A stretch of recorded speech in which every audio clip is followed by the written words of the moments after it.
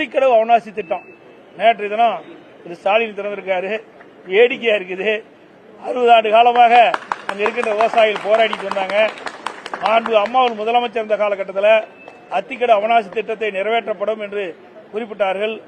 மாண்பு அம்மாவுடைய மறைவுக்கு பிறகு அம்மாவுடைய அரசு விவசாயிகள் வைத்த கோரிக்கை நிறைவேற்றப்படும் என்று அம்மா கொடுத்த வாக்குறுதி நிறைவேற்றுகின்ற விதமாக முழுக்க மாநில நிதி 1652 கோடியும் மாநில நிதியை கொண்டு இந்த திட்டம் செயல்படுத்தப்பட்டு 90% பணிகள் அதிமுக ஆட்சியில் இருக்கும்போதே நிறைவேற்றப்பட்டது.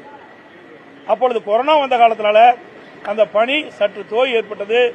பிறகு 2021 ஆட்சி மாற்றம் வந்த பிறகு இந்த 90% பணிகளுக்கு பிறகு ஒரு 10% பணி தான் பாக்கி இருந்தது. அந்த 10% பணியை 3 ஆண்டு காலமாக நிறைவேற்றாம இன்றைக்கு கிடப்பில போட்டிருந்தாங்க. இது ஏன்னா அதிமுக ஆட்சியில் கொண்டு வரப்பட்ட மிகப்பெரிய திட்டம் என்ற காரணத்திற்காகவே இதை கிடப்பில போட்டாங்க.